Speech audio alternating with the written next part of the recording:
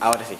Vamos a seguir con nuestro estudio, ya nos quedaron 25 minutos nomás, vamos a ver hasta dónde llegamos. Seguimos con el estudio de hermenéutica. Ya no lo llamamos más método de interpretación, llamamos las cosas como lo que son. Página. Bueno, hermenéutica. ¿Cómo estudiar y cómo entender la Biblia? Estábamos cantando hace un rato, hay libertad. Me acordaba el versículo que decía, y conoceréis la verdad, y la verdad os hará libres. Si bien Cristo ya nos hizo libres, para permanecer libres del pecado, del engaño, del error, es importantísimo conocer la verdad. No solo leerla, sino poder entenderla, interpretarla. El miércoles pasado estuvimos hablando, habíamos estado hablando en los últimos 2 miércoles, distintas formas en que por lo general se interpreta la Biblia, distintos métodos que la gente entiende que tienen que usar para entenderla. Hablamos del hiperliteralismo, que agarran todo demasiado literal. Hablamos de interpretación dogmática, que como por ejemplo pusimos la Iglesia Católica, que tiene dogmas y a la luz de esos dogmas interpretan la Escritura. El método alegórico, un método muy interesante que busca verdades ocultas a simple vista del texto y saca enseñanzas que no tienen nada que ver con lo que el escritor en sí está diciendo, sino una enseñanza entre comillas más profunda y espiritual, pero que en realidad no está ahí, es toda la imaginación del que lo lee. Y hablamos del método literal, gramático, histórico y cultural, que es el que estudiamos nosotros, es el que creemos que es el correcto, que presta atención a la interpretación literal, no literalista sino literal, o sea, entiende exactamente lo que el autor quiso decir, es lo que el texto dice, no significa más que eso. Interpretación histórica, porque tiene en cuenta las circunstancias históricas del texto. Interpretación cultural, porque tiene en cuenta también la cultura y los significados culturales dentro del que se escribió el texto, y también la gramática. Ahora vamos a pasar, punto 5, ¿tienen sus apuntes?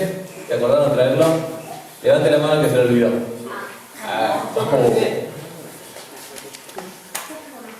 ¿Cómo se van a olvidar apuntes? Bueno, no importa. Página 21. Errores comunes de la interpretación.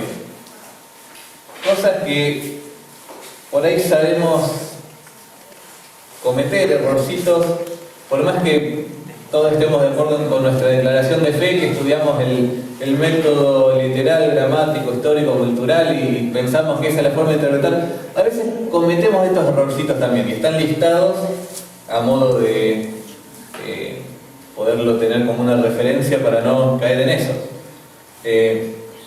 Ahí, ni bien arranca el tema, dice que podemos agrupar todas las fallas de interpretación dentro de 3 categorías. Ni siquiera la puse en el PowerPoint porque después vamos a estar pasando por otras un poco más específicas, pero a grosso modo dice todos los errores se cometen por una interpretación errónea, dice atribuir el significado equivocado a un pasaje. Estamos de ejemplo, el pasaje dice A, pero yo interpreto B, interpreto otra cosa. Dice blanco, yo interpreto negro, dice amarillo, interpreto verde. Vale, interpretar una cosa distinta. Su interpretación es fallar en señalar el significado completo de un pasaje. O sea, el verdadero significado es A, B, C, pero yo solo interpreto A, o A, B y me falta la C. O sea, dice, no sé, habla del Padre, Hijo, el Espíritu Santo, yo saco el Padre, Hijo, y el Espíritu Santo ni lo vi, y no lo interpreto.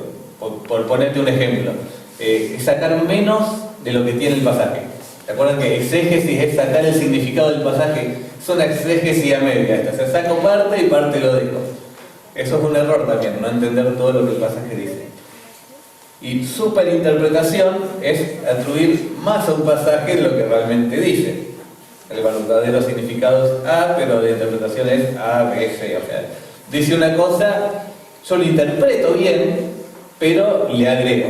Eso también está mal. Por más que interpretaste bien el pasaje, si le agregas cosas, tenía un nombre particular, eso no era exégesis, era parecido. ¿Se acuerdan? Eisegesis, cuando yo le agrego significado del pasaje en vez de sacar el significado del pasaje. Bien, bueno, eso a modo de introducción. Errores más puntuales. Bueno, de esto estuvimos hablando ya. Ignorar el contexto. Cuando yo interpreto un pasaje, ¿se acuerdan? Dimos el ejemplo ahí de Filipenses, el que decía todo lo puedo en Cristo que me fortalece, sé contentarme cualquiera sea mi situación, y explicamos todo el contexto de Filipenses. Ahí, bueno, explica lo que es, sucede por interpretar el significado del versículo sin tener en cuenta su contexto. Da un par de ejemplos el apunte, ahí están anotados. Ruth 1:16, está escrito en el apunte. ¿Alguien lo lee de ahí el versículo?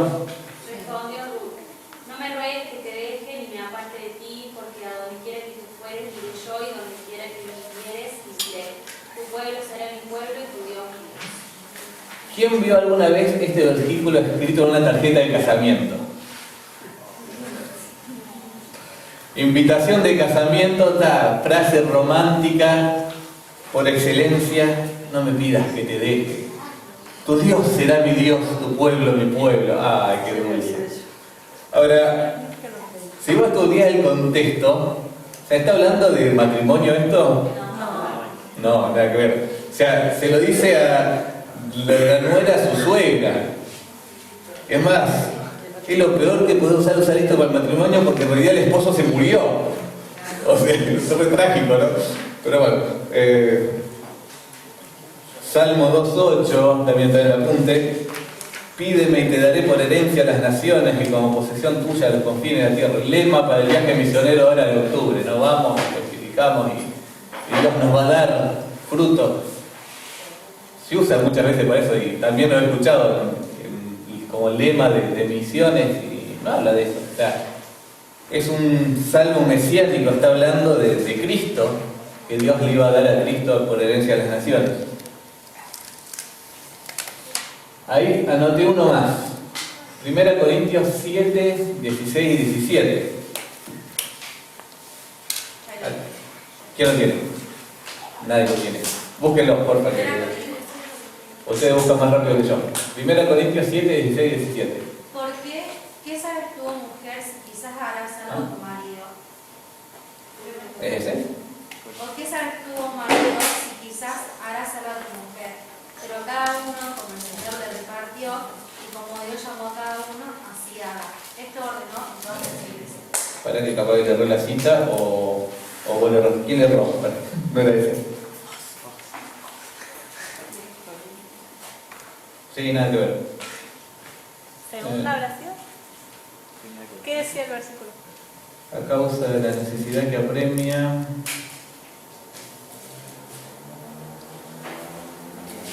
No, está por ahí cerca.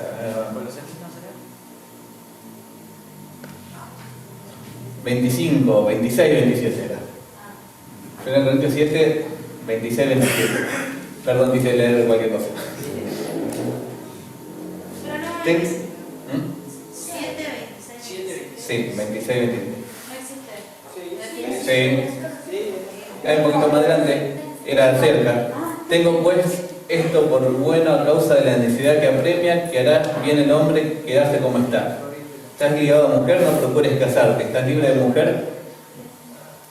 No. ¿Estás ligado a mujer? No procures soltarte. ¿Estás libre de mujer? No procures casarte.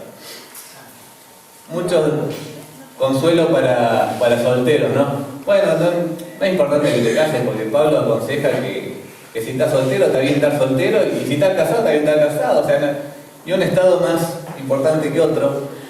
Ahora, hay un contexto para esto que dice que Pablo está diciendo esto a causa de la necesidad que apremia. Tengo pues esto, 26. Tengo pues esto por bueno a causa de la necesidad que apremia, que hará bien el hombre quedarse como está. O sea, lo que va a decir después es válido solo en este contexto que estaban pasando los corintios. Había una necesidad que estaba apremiando a esa iglesia. Ahora, me va a preguntar, ¿cuál era la necesidad? No tengo idea. Nadie sabe. Los corintios lo entendieron evidentemente porque estaba escrito para ello. Ahora, sí me está dando una pauta. Hay un contexto histórico en el cual Pablo dice esto y da este consejo. Un contexto de una necesidad particular, específica que estaba dando la iglesia, que estaba pasando la iglesia. Entonces, interpretar el versículo sin tener en cuenta que hay un contexto, no solo literario, un contexto histórico, también me puede llevar a un error. Por ejemplo, el miércoles pasado, creo que fue el anterior, hablamos de Lamentaciones 3, versículo reconocido, porque nunca decayeron tus misericordias, nuevas son cada mañana, grande es tu fidelidad. Y uno lee ese versículo y se despierta con ese versículo de la mente y dice, qué lindo día, qué bendición me va a dar Dios hoy, porque sus misericordias son eternas y son nuevas cada mañana. Paréntesis. Ahí está usando un recurso del lenguaje, no es lenguaje literal. No es que las misericordias de Jehová arrancan nuevas, van envejeciendo, y llega el otro día, bueno, vuelven a ser nuevas. No, se está refiriendo, son siempre nuevas. A eso se refiere cada mañana, no es que tienen que renovarse día a día. Es un recurso del lenguaje, no es parábola, es una metáfora, no sé, se me mezclan por ahí. Cerramos el paréntesis, nuevas son cada mañana. Ahora, el contexto histórico de esta cosa, que ya como dijimos, era la destrucción de Jerusalén. Jeremías dijo esto, nuevas son cada mañana. Cuando se levantó esa mañana, vio la ciudad prendida a fuego, y gente muriéndose, se los estaban llevando a cautiverio. Ese es el contexto del histórico. Entonces yo puedo interpretarlo distinto, no es que me va a ir bien siempre, pero incluso en medio de las pruebas y del juicio contra el pecado, incluso, la misericordia de Jehová está. La misericordia de Jehová estaba en el pueblo en ese entonces, haciendo todo esto para apartar el pecado del pueblo, porque el pecado era mucho más destructivo que Babilonia. Era la misericordia de Dios apartando a un pueblo de su pecado. Y me puedo despertar con este significado en mente, ¿no? Yo me despierto y por la misericordia de Dios me va a caer un rayo si peco. Perfecto. O ponerle una interpretación que vos quieras, pero acorde al contexto histórico. Ignorar el contexto es un error, tanto literario, histórico, cultural, etc. Solución: nunca llegar a una conclusión del significado de un versículo ni una aplicación personal sin primero tomarse el trabajo de analizar todo su contexto, histórico, cultural y literario. O así vos, pero entonces un versículo me va a llevar 2 horas a entender lo que significa. Por ahí sí. Por ahí sí. Personalizar el pasaje. Ay, esto lo hicimos tantas veces. Me incluyo, yo primero. Muchas personas leen la Biblia de forma devocional, saltando por sobre la intención original del autor en busca de algo en el texto que tenga algún tipo de conexión directa con ellos mismos y o sus circunstancias actuales. El resultado es que leen sus propias circunstancias sobre el texto, o sea, sería exégesis, y distorsionan así su verdadero significado. Nos sentamos al frente de la Biblia, 8 de la mañana, 7 de la mañana, 9 de la noche, cafecito, mate, tengo 15 minutos para leer, leo y voy leyendo y voy pensando, ¿no? A ver, ¿cómo encaja esto con X circunstancia que estoy pasando? Tengo un problema en el trabajo, en la escuela, un conflicto personal con alguien, y yo voy viendo y voy buscando a ver cómo me ayuda el texto en esta circunstancia particular, puntual, y muchas veces encuentro en el texto cosas que son parecidas a lo que me están pasando, me siento identificado, digo, bueno, Dios me habló con esto. Ahora, muchas veces ni siquiera intentamos pensar qué era lo que el autor, quien escribió el texto, estaba tratando de transmitir. Puede ser casualidad a veces que las circunstancias se parezcan, pero lo que el autor estaba tratando de transmitir era otra cosa completamente distinta. Par de ejemplos. Jeremías 29:11, lo mencionamos ya también. Yo sé los pensamientos que tengo acerca de vosotros, pensamiento de paz y no de mal, para daros el fin que esperáis. Díganme si no es una promesa hermosa. ¿Se acuerdan el contexto de esto? ¿A quién se lo estaba diciendo? Los cautivos de Israel. A los cautivos de Israel. Ese versículo no está escrito para el creyente actual.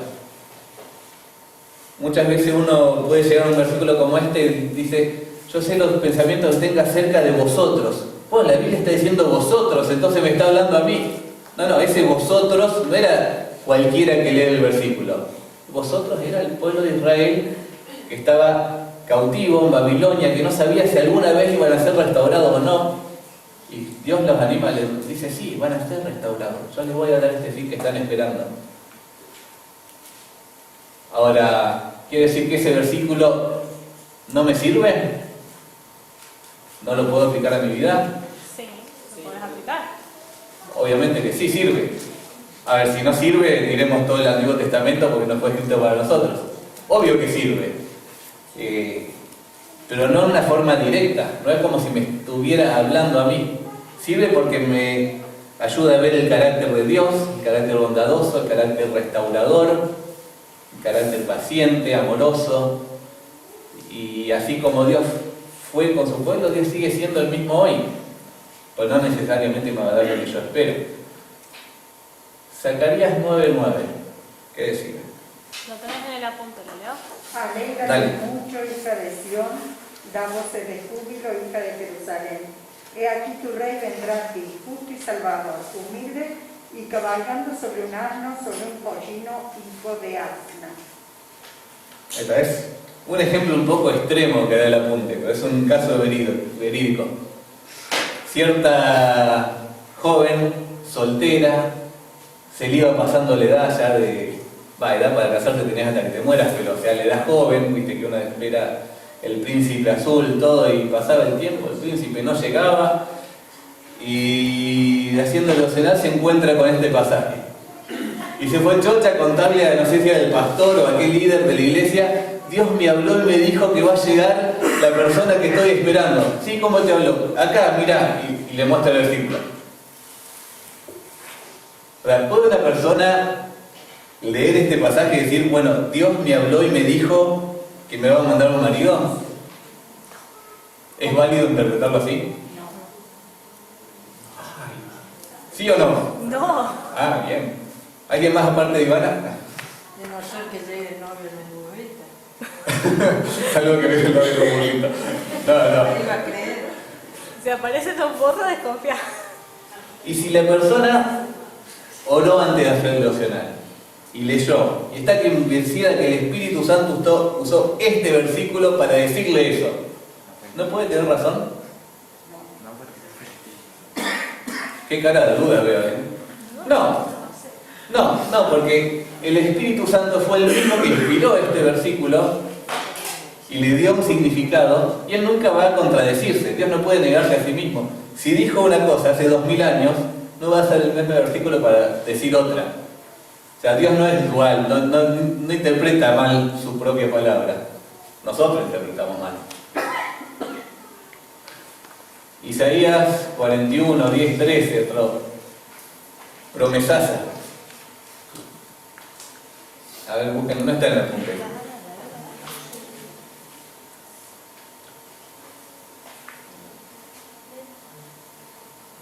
Alguien que lo tenga que lo lea. 41, está en la pantalla. Isaías 41, 10 al 13. No temas porque yo estoy contigo, no desmayes porque yo soy tu Dios que te esfuerzo. Siempre te ayudaré, siempre te sustentaré con la diestra de mi justicia. He aquí que todos los que se enojan contra ti serán avergonzados y confundidos. Serán como nada y perecerán los que contienden contigo. Buscarás a los que tienen contienda contigo y no los hallarás, serán como nada, como cosa que no es, aquello que te hace guerra, aquellos que te hacen la guerra. Porque yo, Jehová, soy tu Dios, quien te sostiene con tu mano derecha y te dice: no temas, yo te ayudo. Qué lindo. Imagínate que te llega una boleta de rentas de hace 15 años atrás que dicen que no pagaste. Sabe pasar, ¿no? con intereses de un 350.000%, 3 millones de deuda, intimación de juicio, te quieren quitar la casa. Vos sabés que la pagaste pero no tenés comprobante, así que no hay nada que hacer. Llegás deprimido a la Biblia, abrís, no temas porque yo estoy contigo, yo te ayudo. Todos tus adversarios van a ser destruidos. Igual pensás, es justo lo que me está pasando, ¿no? Tengo un montón de adversarios, me quieren sacar la casa, todo, y Dios me promete que no tengo que temer y a los 2 meses te rematan la casa y te quedas en la calle. ¿Por qué no está hablando de eso el versículo? Por ahí calza justo y todos pasamos por pruebas, porque son comunes a todas las pruebas. Llegás con versículos como esto y decís, me está hablando. Y no necesariamente me está hablando. Ahora, ¿está hablando de Dios? Sí. Pero Dios le estaba hablando esto a Israel. ¿Dios sigue siendo el mismo y nos puede ayudar? Sí, obviamente. Y hay versículos que lo dicen, pero ese no lo dice. Si yo entiendo eso en ese versículo, estoy haciendo, eso se llama personalizar, estoy tomando como algo personal, algo que no era para mí, algo que se escribió para alguien más. Y si somos sinceros, no hacemos eso con todos los versículos de la Biblia, creo yo. Dios le dijo a Noé, está también en el apunte, hacete un arca de madera de gofer. Vos lo lees y decís, bueno, esto no es para mí, es para Noé. Es obvio, ¿no? ¿Para qué quiero yo hacer un arca? Aparte, ¿dónde voy a meter el arca? Colocar a que está la madera. ¿Y para qué? No tiene sentido. Y lo descartamos automáticamente. Ahora, ¿por qué descartamos automáticamente algunos pasajes y algunos no? Los que suenan lindos no los quedamos. Lo que más me sirve me lo quedo, ¿no? Nada de lo que está en la Biblia, sobre todo en el Antiguo Testamento, se escribió directamente a nosotros. O sea, la Biblia no es un escrito que alguien escribió para mí. O no me escribió a mí, mejor dicho.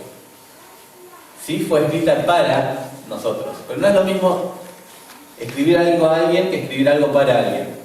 Por ejemplo, yo me compro un microondas. El microondas viene con un manual de instrucciones, ¿no? Para que yo sepa manejarlo, tiene un montón de botones, no sé qué hacer. La persona que escribió el manual pensó, bueno, yo le voy a hacer un manualcito a David para que sepa cómo manejar el microondas, me lo dedica y me lo manda microondas con manual. No me lo escribieron a mí. Vos lo comprás y no te lo escribieron a vos. Pero sí lo escribieron para el que compra el microondas. Bueno, la Biblia es parecida en ese sentido. No se escribió directamente a nosotros, pero se escribió para nosotros. Busquen, alguien que me ayude, Romanos 15:4. Es muy claro.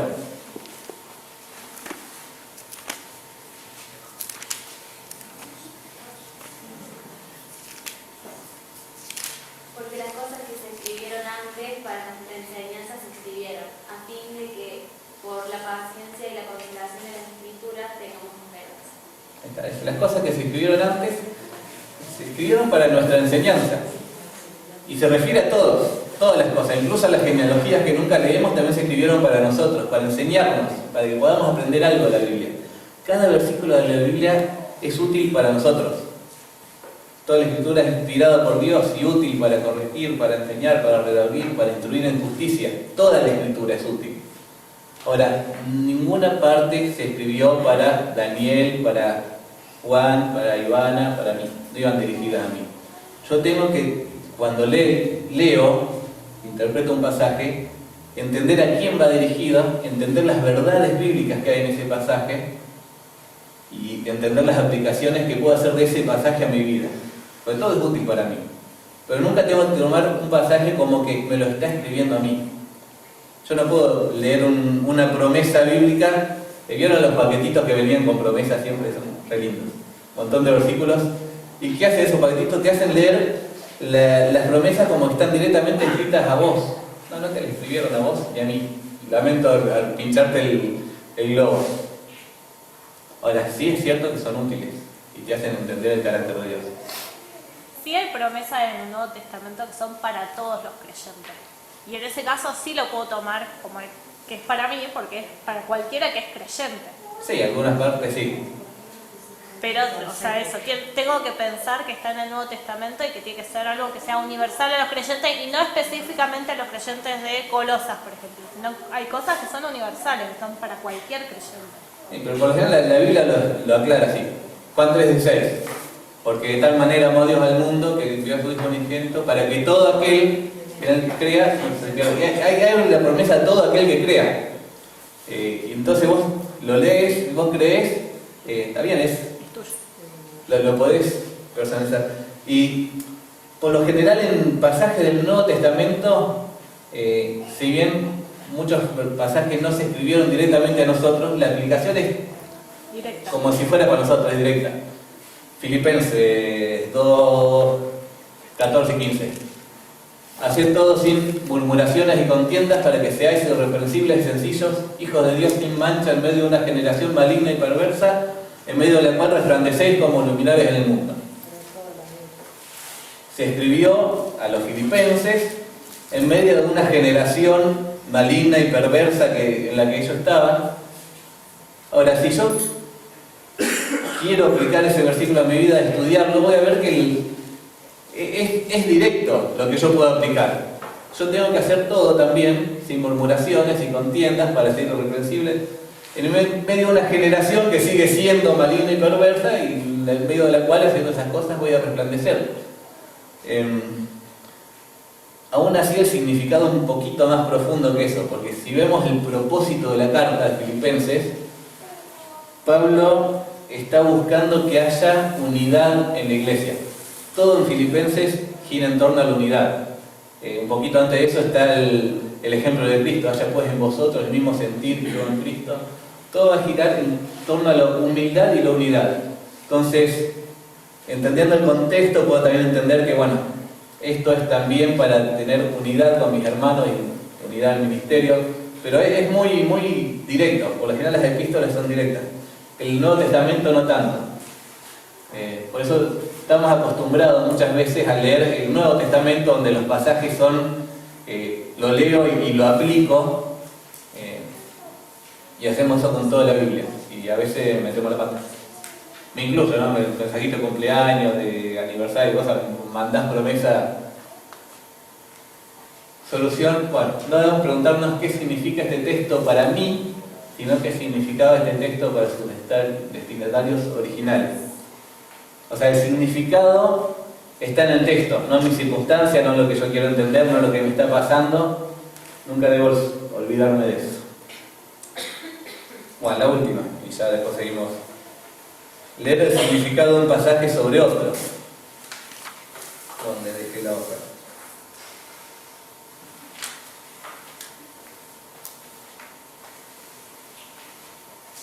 Muchos intérpretes dependen en gran medida de las referencias cruzadas al estudiar un determinado pasaje, y al hacer esto terminan leyendo el significado del pasaje en otro pasaje. Muchas veces nos pasó. Hay un pasaje que no entendemos, metemos concordancia, ISBOR, lo que sea, palabras clave, buscamos, aparecen otros pasajes, entonces vos leyendo otros pasajes, te aclaran entre comillas el significado del pasaje que no entendías. Es peligroso hacer eso.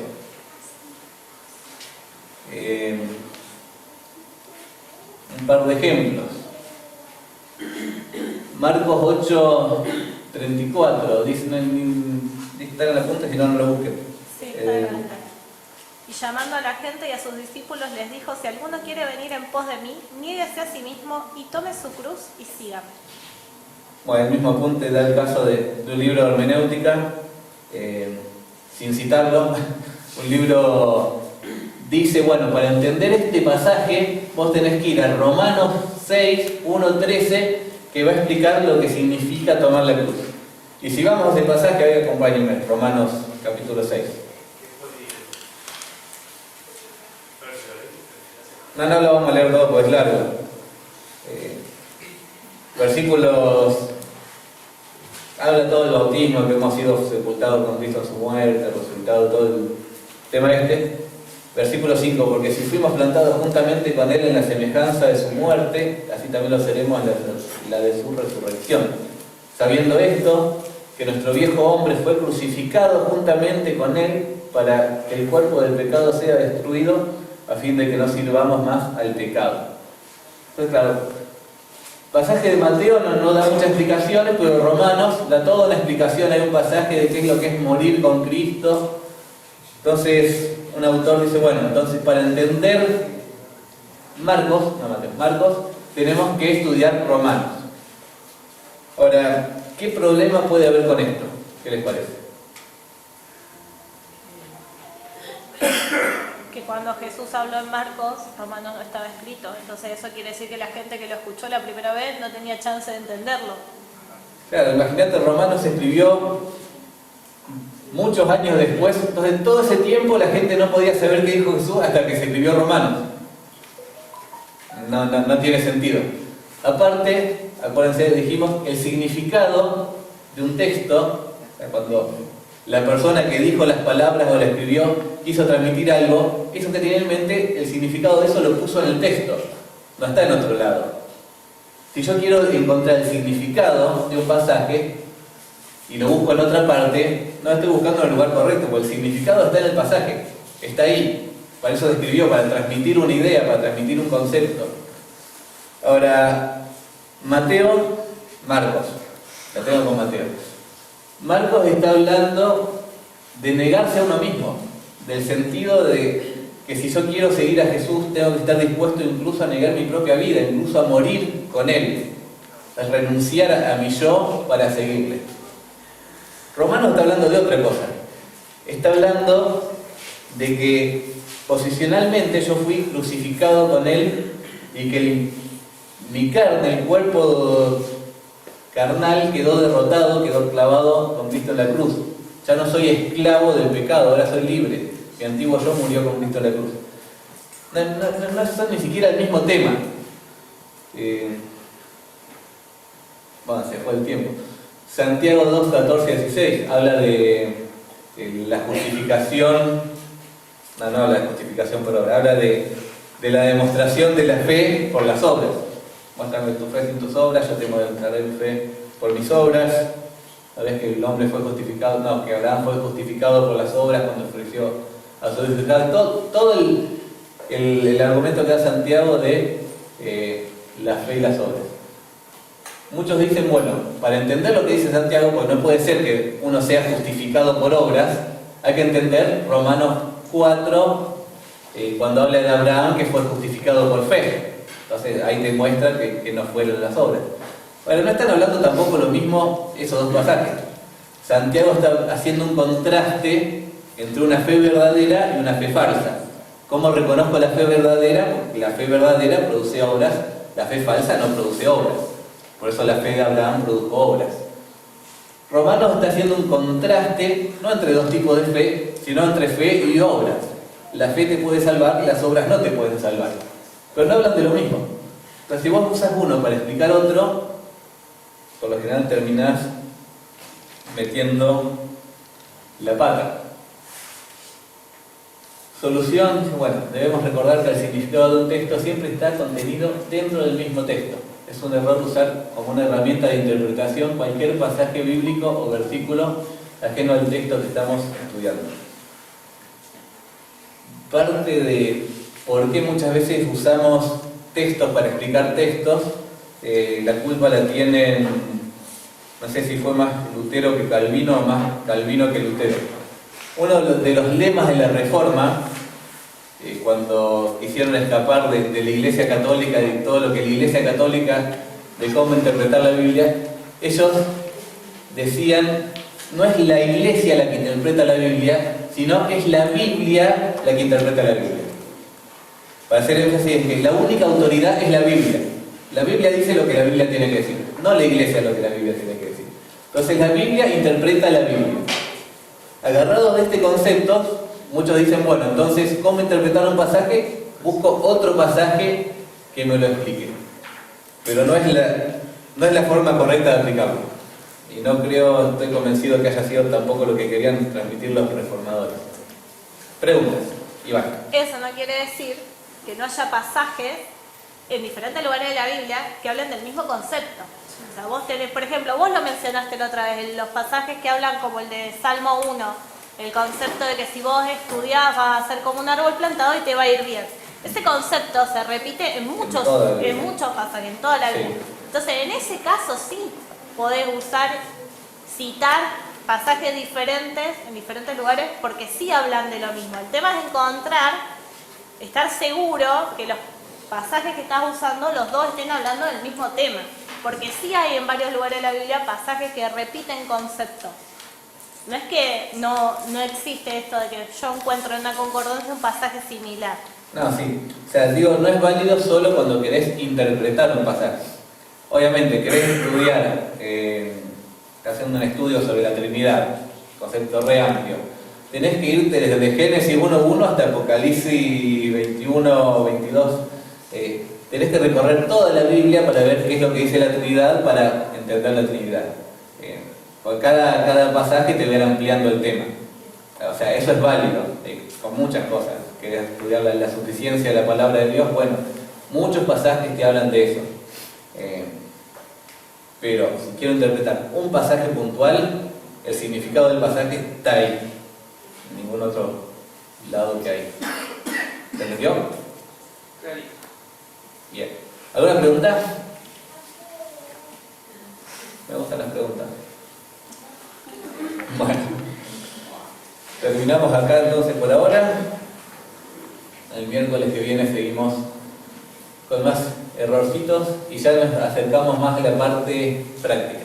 Después de terminar los errores de interpretación empezamos a estudiar nuestros propios pasajes, a ver cómo nos va.